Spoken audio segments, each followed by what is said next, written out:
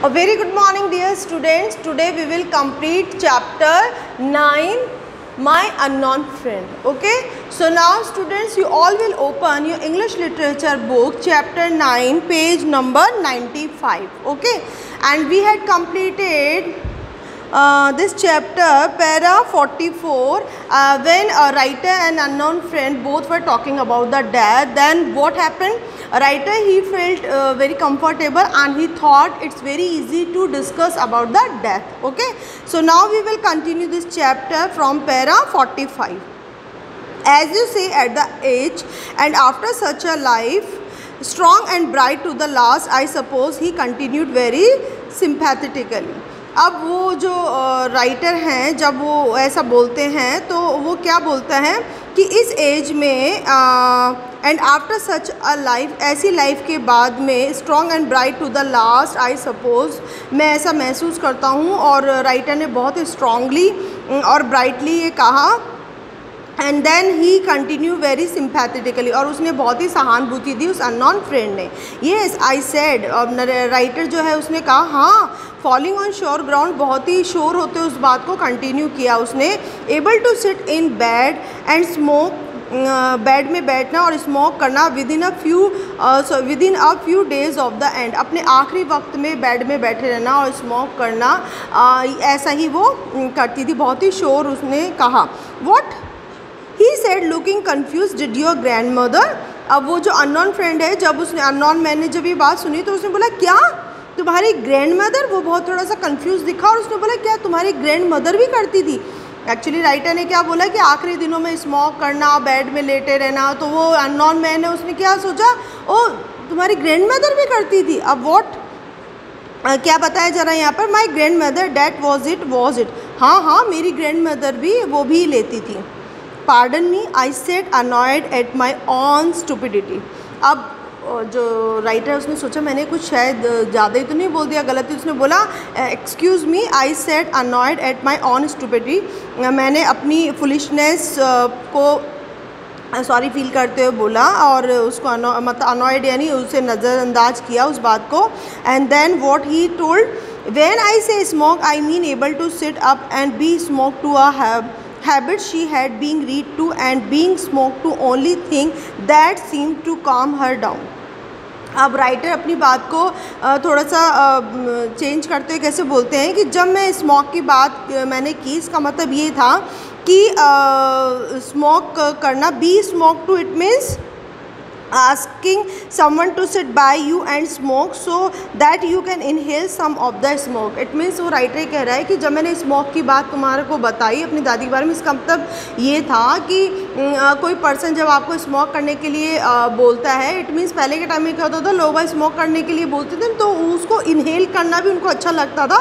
तो इस तरीके से वो बात को अपनी चेंज करते हैं. A habit she had being read to and being smoke to. अब उन्होंने क्या बोला अपनी ग्रैंड मदर के लिए कि उनकी हैबिट थी स्मोक करना और पढ़ना उनकी हैबिट में थी, और इन चीज़ों से ही वो अपने आप को थोड़ा सा काम कर पाती थी, वो शांत रख पाती थी. Okay, next para 51. As I said this, I could feel the train slowing down. My friend looking quietly but of the window. जैसे ही मैंने ऐसा बोला तो मैंने क्या फील किया, राइटर क्या बोल रहे हैं, मुझे कैसा फील हुआ कि ट्रेन अब धीरे धीरे स्लो हो रही थी. My friend look quickly out of the window, और जो मेरा अननोन जो मैन था, फ्रेंड था, वो विंडो से बाहर उसने देखा. His face was agitated. What is the meaning of agitate? It means anxious. बहुत ही चिंता, बहुत ही टेंशन, वरी वाला फेस था उसका. And great heavens, he said. उसने बोला ओह ये तो बहुत ही ग्रेट हेवंस, जैसे feeling very nice like heavens. Okay, that's a junction. अब तो जंक्शन आ गया है, उस अननोन मैन ने बोला.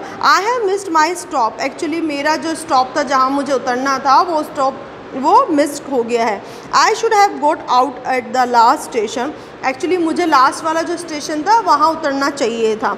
से पोर्टर, वहाँ पर जो पोर्टर्स होते हैं वो आवाज़ दे रहे हैं. He called out into the alleyway, how long do we stop here. अब उसने पोर्टर को आवाज़ दी एंड वो जो पोर्टर है वो alleyway, what is the meaning of that, a narrow passage in the compartment of a train.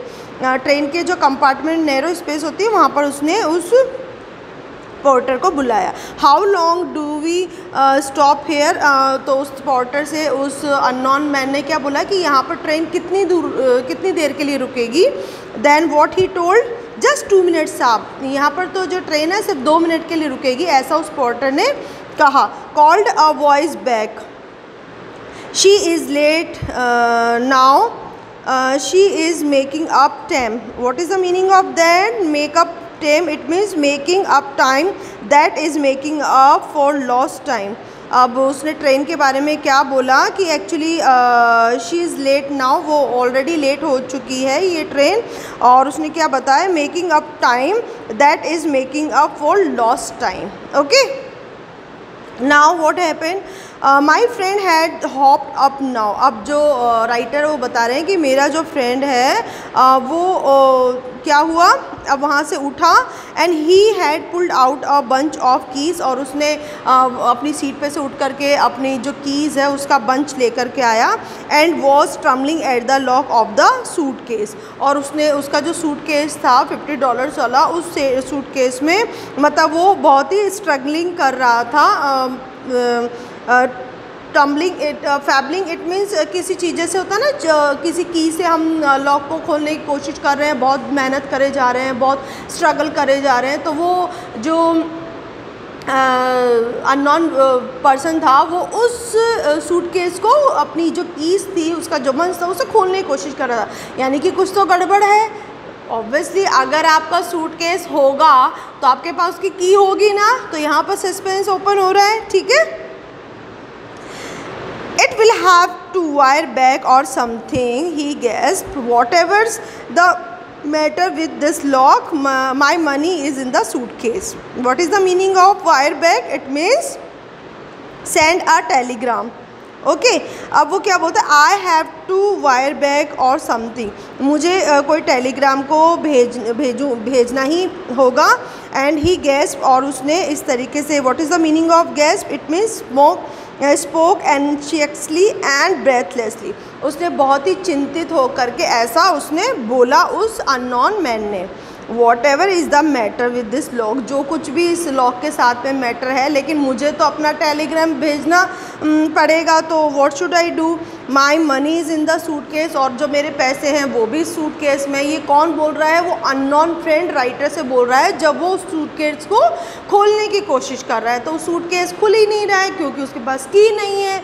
और वो क्या बोल रहा है कि जो भी मैटर है, कुछ भी प्रॉब्लम है इस लॉक के साथ में, बट मुझे तो मनी चाहिए।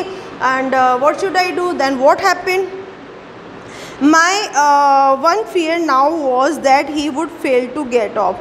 अब मुझे ऐसा लग रहा था जैसे कि अब वो सारा कुछ मतलब उसका वो सारी बातें उसकी फेल हो जाएंगी और सारा कुछ वो ओपन हो जाएगा। गेट ऑफ इट मीन्स उतर जाओ। Here I said pulling some money out of my pocket, don't bother with the lock, here is some money. अब जो राइटर है उसको लगा कि हाँ भाई अब ये परेशान हो रहा है, तो अब मुझे क्या करना चाहिए, तो उसने अपने पॉकेट में हाथ डाला राइटर ने, और उसमें बोला कि don't bother about the lock, तुम परेशान मत हो, ये लॉक नहीं खुल रहा है, तो हेयर सम मनी, मेरे पास में कुछ पैसे हैं, मैं तुम्हें दे देता हूँ। थैंक्स ही सेड, उस अननोन मैन ने उसको राइटर को क्या बोला, thank you so much. Grabbing the roll of money out of my hand, in this excitement he took all that I had. अब ग्रैबिंग इट मीन्स कहते हैं ना कि कोई चीज़ झपट कर से पकड़ लेना, तो जैसे ही राइटर ने उसको पैसे देने के लिए अपने पॉकेट में हाथ डाला, पैसे निकाले, उसने झपट कर से उन पैसों को ले लिया उस अननोन मैन ने, और बहुत ही एक्साइटमेंट के साथ में ही took all that I had, और मतलब कहते हैं ना कि अचानक फटाफट से उसने एक्साइटमेंट होकर के वो सारी चीज़ें उसके पास से, पैसे उसके पास से ले लिए। Then what happened, he sprang from the train, और उसके बाद में वो फटाफट से ट्रेन से उतर गया। I saw him through the window, और राइटर जो है उसको विंडो में से वहाँ पर उन्होंने देखा। Moving towards the waiting room. अब वो किस तरफ जा रहा था, वो जो अननोन मैन था वो उतर करके कहाँ जा रहा था, वेटिंग रूम की तरफ जा रहा था। He did not seem to be going very fast, और मतलब ही डिड नॉट सीम, वो तो वो दिखाई नहीं दे रहा था, बी गोइंग वेरी फास्ट, वो बहुत जल्दी चला गया होगा, इसलिए राइटर को वो दिखाई नहीं दे रहा था, वो एकदम से वहाँ से चला गया। आई वेटेड, मैंने इंतज़ार किया, राइटर अब उसका इंतज़ार कर रहा था। The porter were calling, all aboard, all aboard. There was the clang of a bell, a hiss of steam. In a second, the train was off. Porter जो हैं वो आवाज़ दे रहे थे, ऑल अब्रॉड, सब आ जाओ, ट्रेन में बैठ जाओ, इस तरीके से जैसे ट्रेन बस वाले हमको आवाज़ देते हैं ना, चलो चलो बस रवाना हो रही है, ऐसे ट्रेन में वो जो हैं वो पोर्टर्स वो आवाज़ दे रहे थे, all abroad, all abroad. What is the meaning of all abroad? It means all abroad that is everyone get in, सभी लोग आ जाओ और इस ट्रेन में बैठ जाओ, इस तरीके से वो पोर्टर आवाज़ दे रहा था। और अब क्या हुआ, there was the clang of a bell, अब घंटी बजी, और हिश ऑफ स्टीम, अब वो जो स्टीम है ट्रेन की उसमें से वो आवाज़ निकलती है ना, हिशिंग साउंड, वो वाली आवाज़ निकली। And a second the train was of, और सेकेंड जब जैसे ही वो स्टीम निकली, आवाज़ हुई और वो ट्रेन चलने लग गई। Then what happen, idiot I thought, अब जो राइटर वो सोच रहे हैं कि बेवकूफ़, मैंने ऐसा सोचा, ही इज़ मिस्ड इट, उसने अपनी ट्रेन को मिस कर दिया, पता नहीं कहाँ चला गया वो। And there was his $50 suitcase left on the floor, उसका $50 का जो सूटकेस है वो भी यहाँ पर पड़ा हुआ है, पता नहीं वो कहाँ चला गया, उसने अपनी ट्रेन भी मिस कर दी। तो राइटर उस अननोन मैन के बारे में सोच रहे हैं। I waited looking out of the window and wondering who the man was anyway, मैंने उस पर्सन का इंतज़ार किया, looking out of the window, और मैं विंडो से बाहर देख रहा था, एंड वंडरिंग, और बहुत आश्चर्यचकित हो रहा था, हु द मैन वॉज, वो कौन आदमी था, वो कहाँ चला गया। खैर इस तरीके से वो सोचते रहते हैं, क्योंकि उनको लग रहा था कि उसका सूटकेस है $50 का, तो पैसे भी यहीं पड़े हुए हैं, तो उनको टेंशन तो थी नहीं अपने पैसों की। Then I heard the porter voice again, अचानक से वापस से उनको उस पोर्टर की आवाज़ आई, और क्या सुना उन्होंने, राइटर ने, he evidently was guiding someone through the car, अब वो कार में किसी को मतलब गाइड कर रहे थे, कोई कार में बैठा हुआ था, उसको बता रहा था पोर्टर, एविडेंटली इट मीन्स बहुत ही डाउटलेसली कि मैंने हाँ यहीं कहीं देखा है। तो राइटर जब विंडो बैठे हुए थे ट्रेन में, विंडो में से क्या देखते हैं, पोर्टर किसी को कुछ बता रहा है, इस तरीके से वो देखते हैं। Looked all through the car for it सा ही वॉज सेइंग, अब वो जो पोर्टर है वो उसको क्या बोल रहा था कि sir, the car it means the car that is the carriage of the train, train का जो सामान ले जाने वाली जो कार, उसकी तरफ देखते हुए, मतलब वही प्लेस जहाँ पर वो राइटर बैठे हुए थे उसकी तरफ देखते हुए बोलते हैं कि साहब यहीं पे मैंने उसको देखा था। I left it on the seat in the car there behind my wife, अब जो कार में जो पर्सन, जो स्ट्रेंजर बैठा हुआ था, उस स्ट्रेंजर को जब पोर्टर ने कहा कि मैंने यहीं पे देखा था, वो जो जिस बारे में आपस में डिस्कस कर रहे थे, एक्चुअली यहाँ सस्पेंस ओपन हो रहा है, वो जो सूटकेस था वो उस अननोन मैन का नहीं था, ये सूटकेस किसका था, उस स्ट्रेंजर का था जिससे वो पोर्टर बात कर रहा है। ओके, सो अब वो जो स्ट्रेंजर है, जब उसने सूटकेस के बारे में बात हुई तो वो क्या बोलता है, मैंने इस सूटकेस को तो कहाँ छोड़ा था, मेरी वाइफ के पीछे वाली सीट पर वहाँ रखा था, said the angry voice of a stranger, उस स्ट्रेंजर ने बहुत ही गुस्से में आके बोला, मैंने इस सूटकेस को अपनी वाइफ जहाँ बैठी हुई थी उसकी सीट के पीछे रखा हुआ था। A well dressed man who put his head into the door of my compartment, और एक वेल ड्रेस पहना हुआ आदमी आया और मेरे कंपार्टमेंट में डोर पर खड़ा हुआ। Then his face to beam all at once with recognition, but it was not for me, it was for the $50 suitcase. अब वो जो स्ट्रेंजर है, जब वो ये सारी बात बता रहा था तो वो बहुत ही मतलब शाइन करके उसने अपने फेस, कहते हैं ना कि जब कोई चीज़ आपकी खो जाती है और जब मिल जाती है तो आपके एक्सप्रेशन कैसे होते हैं, तो सेम एज इट इज़ जो स्ट्रेंजर था वो एकदम से उसका फेस शाइन करने लग गया और उसने पहचानने की कोशिश करने लग गया। उस ऑब्वियसली जब कोई आपकी चीज़ होती है तो आप उसको अच्छे से देखते हो ना, तो इस तरीके से उस सूटकेस को देखने लग गए। अब यहाँ पर राइटर क्या बोल रहे हैं कि वो जो स्ट्रेंजर जिस तरीके से देख रहा था मुझे नहीं देख रहा था, एक्चुअली उस सूटकेस को पहचानने की कोशिश कर रहा था जो उसका था। It was for the $50 suitcase. वो जो $50 का सूटकेस था वो उसको देखकर खुश हुआ था और उसको वो पहचानने की कोशिश कर रहा था। राइटर बोलता है वो मुझे नहीं। There it is. He carried, seizing it and carrying it off. Oh, thank God, यही मेरा सूटकेस है। He carried, और वो थोड़ा तेज़ी से बोला, and seizing it and carrying it off, और वो उसको seizing it means उसने अपने अथॉरिटी में उस सूटकेस को ले लिया। $50 का जो सूटकेस था जो राइटर के पास वो अननोन मैन रख के चला गया था, उस सूटकेस को उस स्ट्रेंजर ने लिया और वो ट्रेन से उतर गया। Then what happened? I sank back and dismay. अब राइटर क्या बोल रहे हैं? मैं तो बहुत ही डिसमे यानी बहुत ही निराश हो गया, दुख में डूब गया कि ये क्या हुआ। वो तो मुझे बेवकूफ़ बना के चला गया, वो तो कोई ठग था, वो तो कोई क्या था, थीफ था, जिसने कि मतलब इस तरीके से मुझे ठग के चला गया वो। The old gang. अब वो राइटर को सारी बातें रिकॉल करने लगे, वो जो जो उसने बोला था। द ओल्ड गैंग के बारे में वो बोल रहा था। एंड पीटीज मैरीज के बारे में उसने बोला। My mother grand mother death के बारे में जो बातें हो रही थी। ग्रेट हेवेंस की जो बात बोली थी। एंड माई मनी, और मेरी money. I saw it all. अब वो सारी चीज़ें राइटर के माइंड में घूमने लग गई जो वो अननोन मैन के साथ में कर रहे थे।